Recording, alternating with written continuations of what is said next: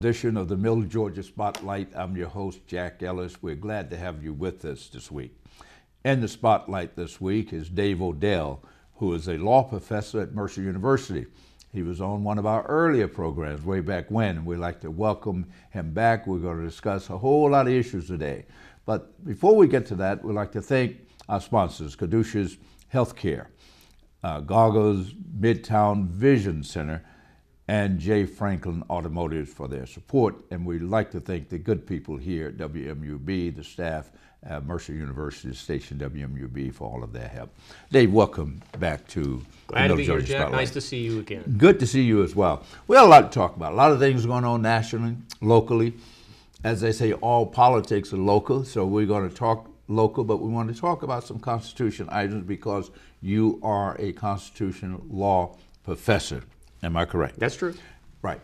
And in the news of late, of course, Donald Trump is in the news all the time, but what has been taking a lot of airtime based on my reading and what I've been listening to is the appointment of an attorney general who's not been vetted by anyone but yet is sitting as the chief law enforcement official of this country. Where do you come down on that? Well, this is Mr. Whitaker you're talking about. Mr. Whitaker. Yeah, and Right. he's the now acting attorney general, and the Office of Legal Counsel, which is an organization that's kind of set to kind of examine some of these questions, has come out with a 20-page memo, and they have described that past practice says this is okay, that they did it 160 times in the past. Obama did it twice, similar kind of situations. And there is a court ruling that's kind of on point from 1898, which was the last time they really addressed it. And then there was a statute that was passed in 1998 called the Federal Vacancies Act. And in that act, they endorsed the notion that you could temporarily put somebody in this slot while you're kind of getting up and running to appoint somebody and get them through the Senate. So this guy was not appointed through the Senate. He hasn't been vetted by the Senate. But there seems to be pretty good reason to believe that you get a little license to do this for a period of time. Now, the question is whether this guy should be given a lot of license during that period of time, that temporary period, to do much. It probably would not be a wise thing for him to exercise a lot of authority, but it seems like he's going to be considered as acceptable in this role temporarily. But what I'm hearing from the Democratic side, the one that's going to be taking power in December or January, 1st of January, that if this guy is still there, that they're going to cut off all funding for his operation, that he would just be sitting there, that's one of the tools in their toolbox. Where would you not recommend that, but would that be wise? Well, they might be able to do that, I suppose. I mean, I think it's a lot of heavy lifting in a very short period of time, and I think that probably this guy is going to be a temporary placeholder.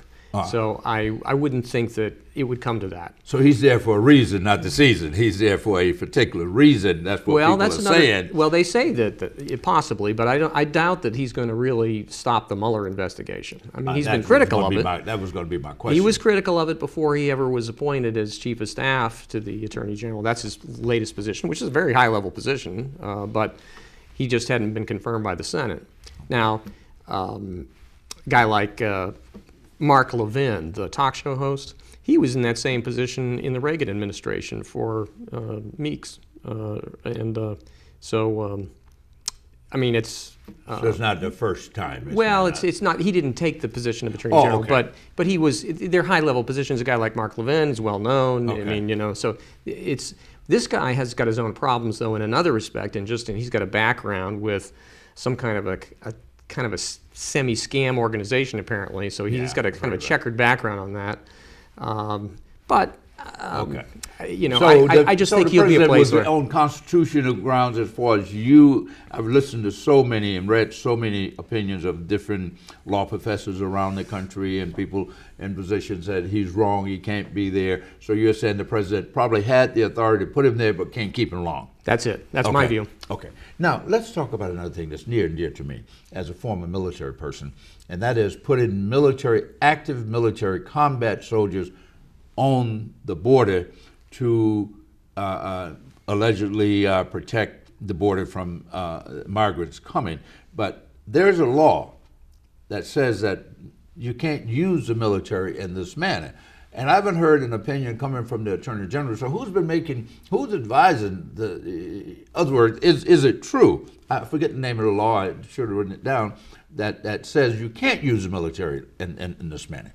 Well, I don't know the answer to that, Jack, so it's kind of beyond me on that. But generally speaking, a president in the role of commander-in-chief does have the ability to protect borders as a kind of a superpower. Yeah. Now, I would think that superpower in some circumstances would overcome a particular statute. But I haven't seen the statute, don't know how it works. But I hear people saying that never happened before, it's always the National Guard. And I said, wait a minute, it did happen before when I was in uniform. I was sent in the 82nd Airborne Division in 1969 to Washington, D.C. in a big demonstration. We were sent there to keep the peace for crowd control, and they gave us fixed bayonets that if anybody would hit us, we had the authority to use the bayonets.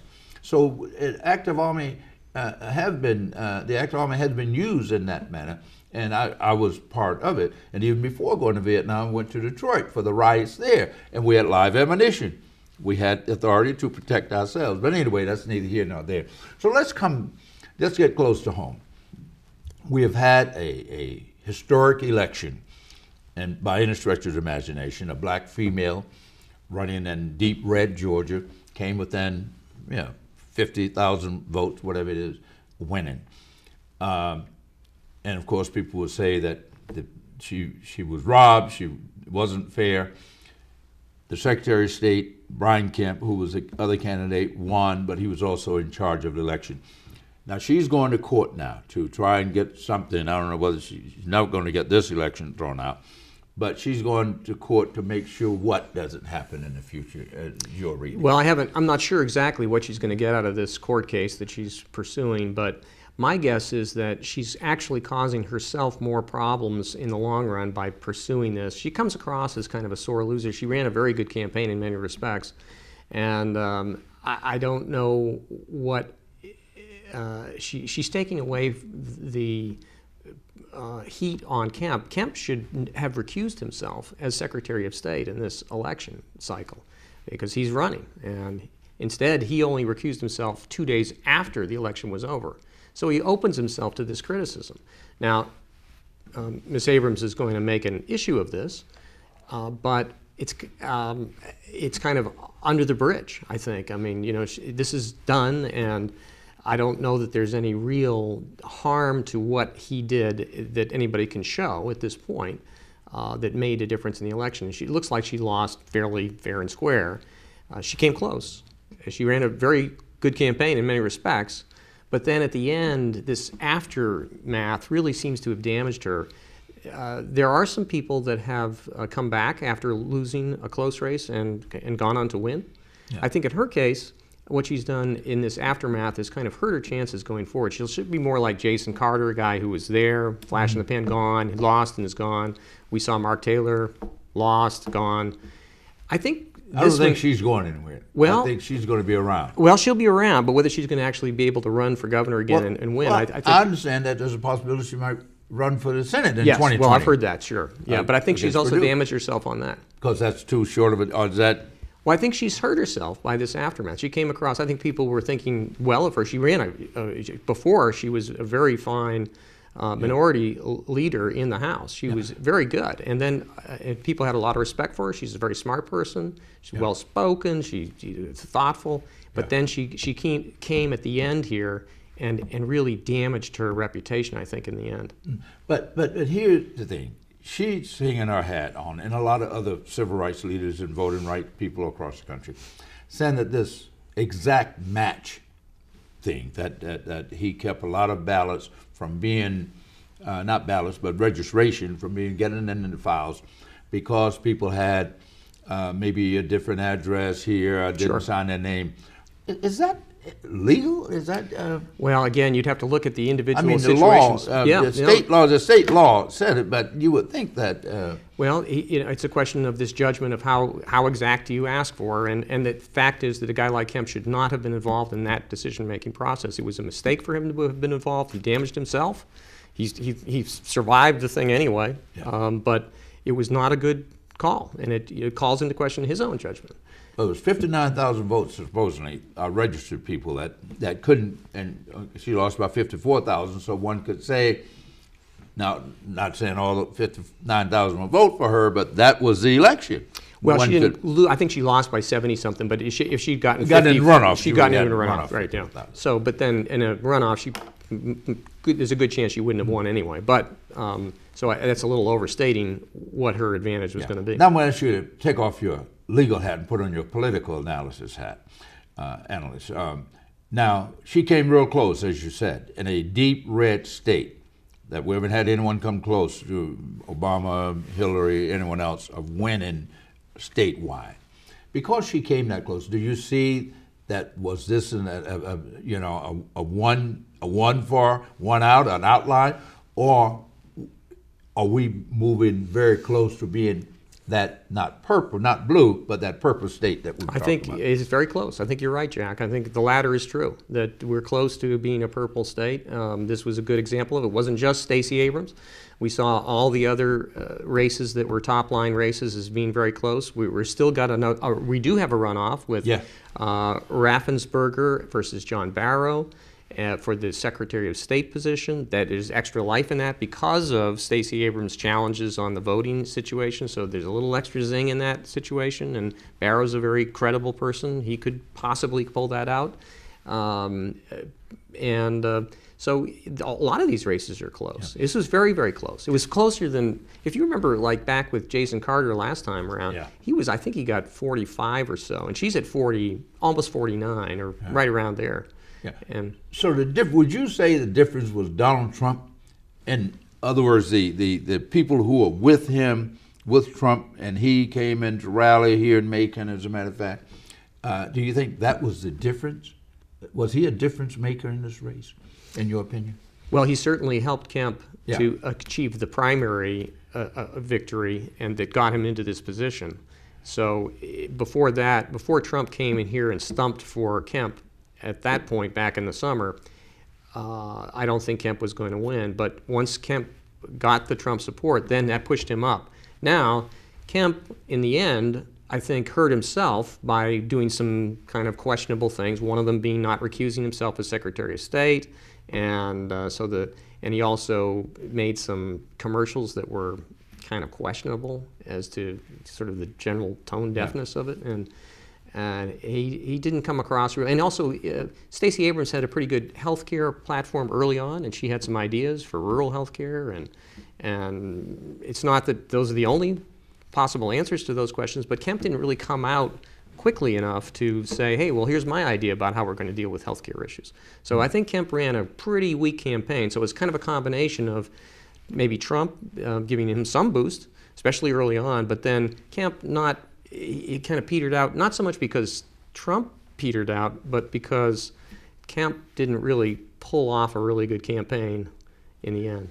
What role do you think, well, I'm sure it played a role, to what extent do you think race played a part in this political race? Well, certainly it drew out a substantial part of the African-American vote. People were very enthusiastic about Stacey Abrams. She's a very compelling story candidate. She was on the front page of the New York Times. I counted 18 times by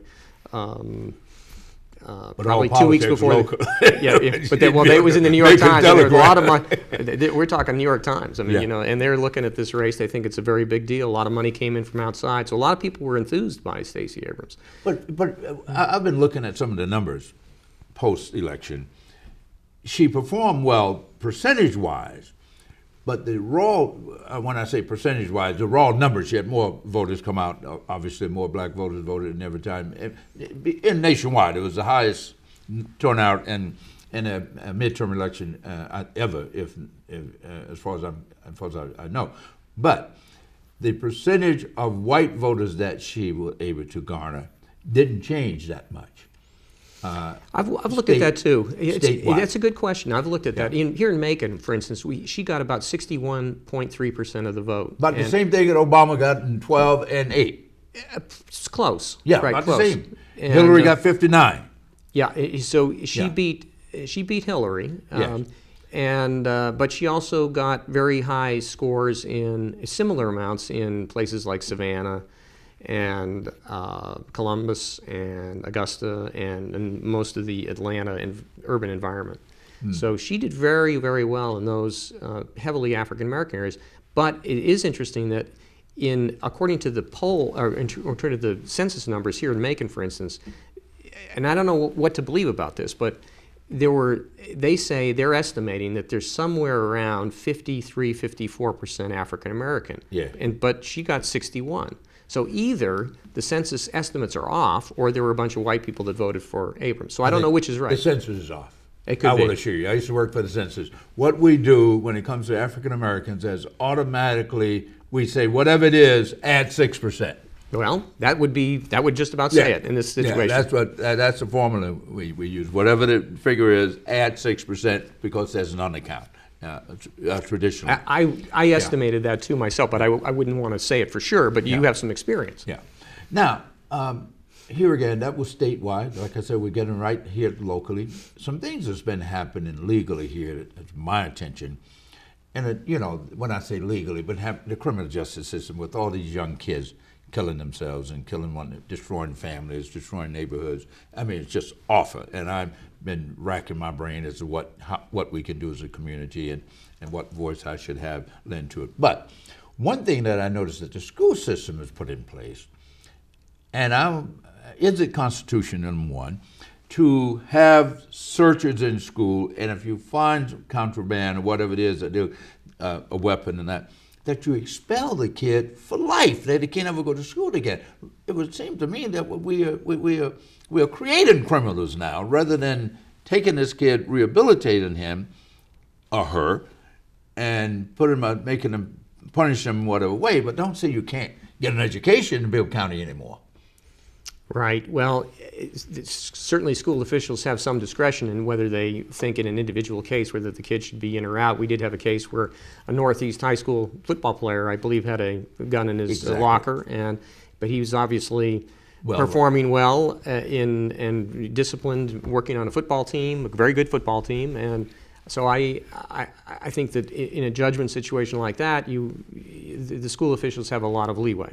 Yeah. So I don't think there's a categorical answer to that, Jack, but I understand what you're saying is that you think that we need to kind of focus on this as a broad community question, and that you shouldn't just deal with it in a kind of a limited kind of way. But I will say this, I do think that we're making a mistake not to do stop and frisk with these kids on the street, not like the kid not only in school, but on the streets even. On the streets. I think that stop and frisk in and around schools or anywhere in the city? Anywhere. I think that if you see these kids out there and they're just hanging on the street, I think it's fair to say to them, you guys packing? And if they are, you take those guns away and you give those kids some discipline. And I think that we should have more of that in this town. Now, they tried that in New York, and it worked, but yet the civil rights community and the legal community came down and say, we are violating their constitutional rights by doing that. You just can't. It's against the law to search and see. Well, you would know that better than I do. Well, they allowed it for years, and it was just a political matter that they stopped it. It wasn't that it was ruled particularly unconstitutional. There was a court case in there, but it wasn't really pushed. And I think de Blasio was the one who just kind of just said, "Okay, Uncle, we're just going to just do this. We're going to stop it." But I don't think that it's clearly unconstitutional when you got kids that are packing and they're not on the street, and there's trouble out there. I think it's totally appropriate for the police to go there and say to these kids, "Guys, if you're packing, give me the gun, and we're going to." Do something about this. Now you don't have to throw them in jail forever, but you can take those guns away. Yeah. Well, let's stay with the school system. It is no secret that you, in your community advocacy and your writing, that you were very strong opponent, if you will, of Romain Dollarman, I think, in his tenure, and those who were doing business with him. We've had 2 trials. One ended in an acquittal.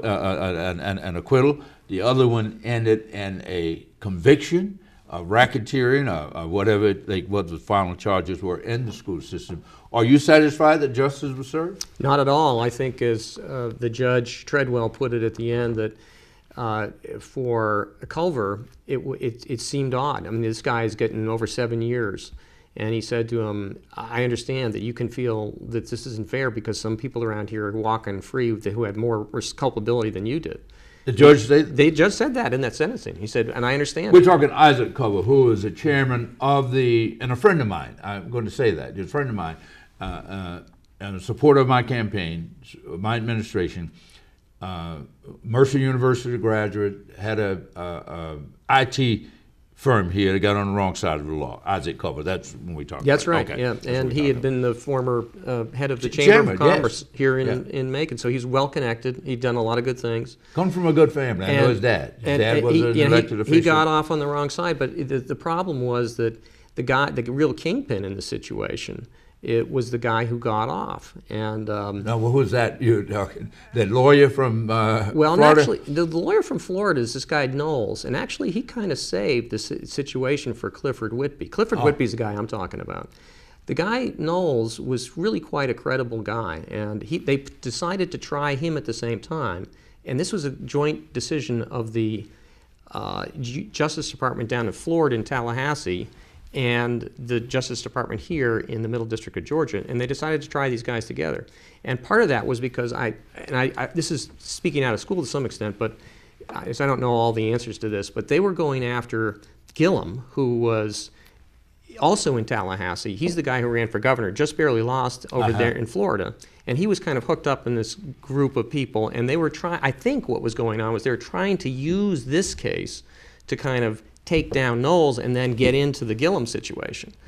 And now, again, this is speculative, and I don't mean to overstate it, but when you look at Gillum, when you look at Knowles, and I was there at the trial a lot, and Knowles is a very credible guy, and I think he saved Whitby in a big way. Whitby is a real problem camper, and how he got off is kind of beyond me. Now, some people say that it was because the primary... But the system worked. Well, he got acquitted. Exactly. Yeah. By a jury of his peers. That's right. And so now, but I understand that the school system, the leaders at the school system, still want to go after him for civil action to try and recoup some money. Would you recommend that? They've already been going. That's already been ongoing. That one has been going on before they actually indicted him. So they're it continues now. That continues. Yeah. Or does it drop dead because he was acquitted? No, it's separate, kind of like OJ. Yeah, there's a civil side, and then they took all his money. They'll try to go after some of his money. So he spent a ton of money on this court case. You could have gone in there and seen all the lawyers. The place was lousy with lawyers. The whole place was incredible. And you were there as an observer? As an observer. Just an observer. A legal observer? Yeah. Okay. But what you would say, and like I said, because people know you, they know your position, you've written about it extensively. Sure, yeah. So you would say now, even though you said that you don't think it was fair, but you accept the verdict, and now you're supporting the the administrative side, the civil side. Sure, I have no problem with them proceeding with that. But actually, you're not actively involved. No, I'm not actively involved. And Whitby also has another problem with the industrial authority. He had some troubles there, and he was self-dealing with his family members, and so he may face some charges there. But that hasn't been done yet.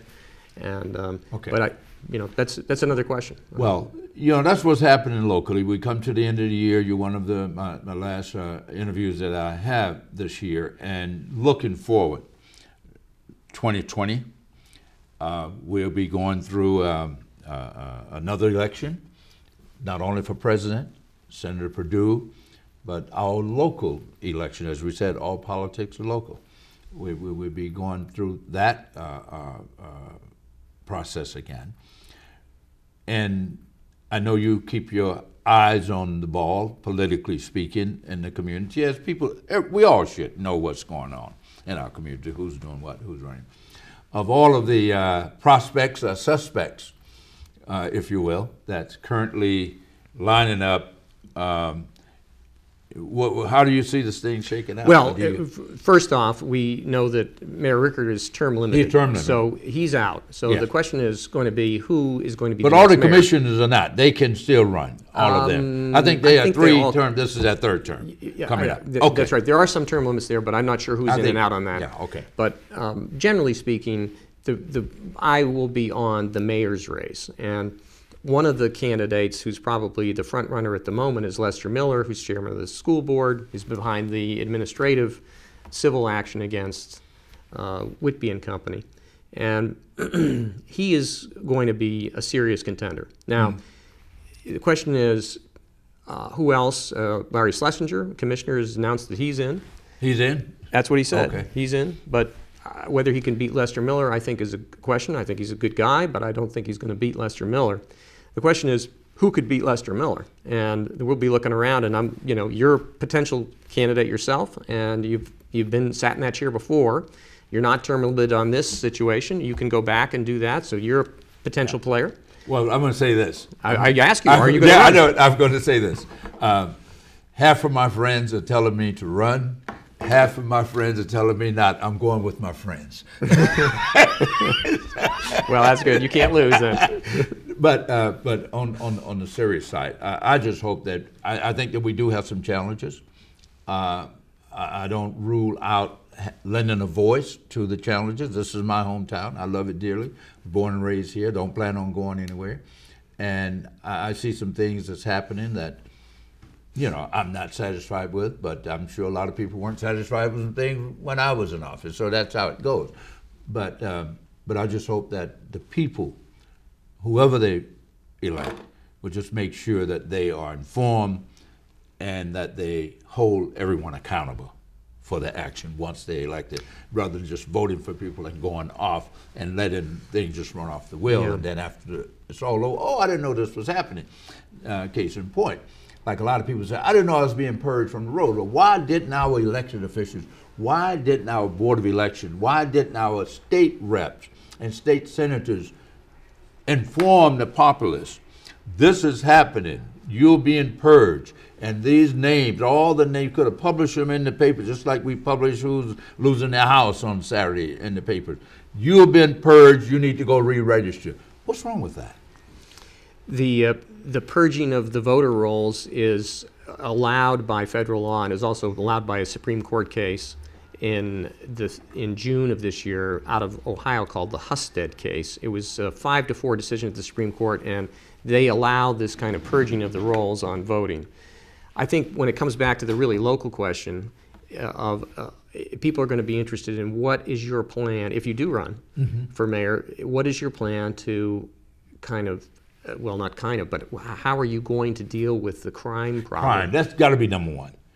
Crime and what poverty. What is the idea? How do you? Well, how are you I don't gonna have deal with enough it? time. I'm going to invite you back, and we're going to talk about that should I decide to do that. But that is a good question, and one that requires thought, requires community input, requires a vision from someone, and then buy into that vision, because we have a serious problem. And I keep telling people that's the goose that laid the egg, and if we destroy that goose, and that is crime, people don't want to live here, people will move out. You think taxes are high now, they will continue to go high, and people don't want to live here, don't want their kids in school here, don't want to bring businesses here. So we got to get a handle on it, just as a practical matter, and not say that we shouldn't be concerned about these children who are hurting each other, destroying families, destroying communities, but in a real sense, the entire community is being taken down with it because the news is not good. We are out of time, Dave. Boy, Great to be with you, Jack. Thank you so much. And Glad to be with you. Yeah, and happy holidays to Happy you holidays and to your you family. and your viewers. Yes, and thank you all so much for joining us here this week on the Middle Georgia Spotlight. We've been speaking with Dave Odell, law professor at Mercer's Law School, Walter F. George School of Law, I should say, here in Macon, Georgia. And we thank you all for joining us, and happy holidays to all of you all. But we'll see you next week. Until next week, Jack Ellis. Goodbye.